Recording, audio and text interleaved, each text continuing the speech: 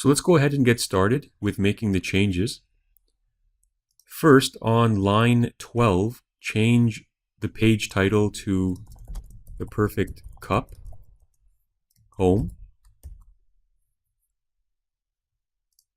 And on line 35, change Business Casual to The Perfect Cup. On line 50, again, we'll need to change Business Casual to The Perfect Cup. And line 111, and this code block represents this text here.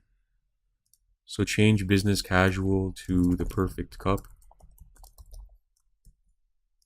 And instead of by start bootstrap, just put in your name or any name.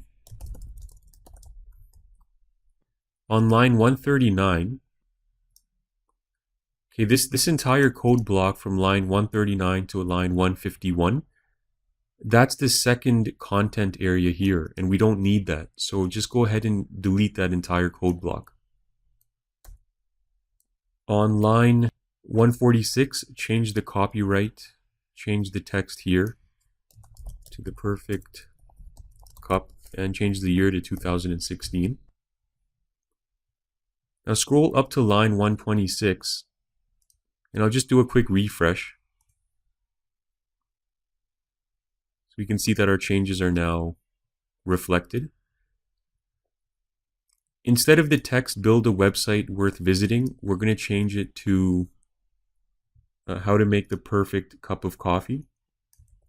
And we can see that the perfect cup of coffee is bold. So just cut that out and paste it in between the strong tags. We'll also need to change the text starting at line 131. So right over here,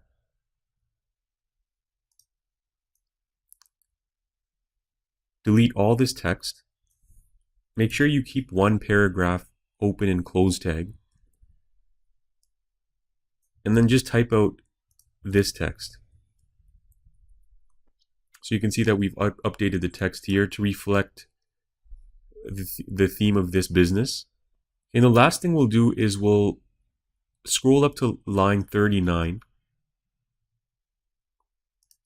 And line 39 to 72 is the navigation code block. We need to cut out this code, and we're going to paste it in a new file. So just go to File, New, paste this over here, and save this. Make sure you save it in the Perfect Cup folder that we were working in, and save it as nav.php. Once you've saved it, update all the links from the .html extension to .php.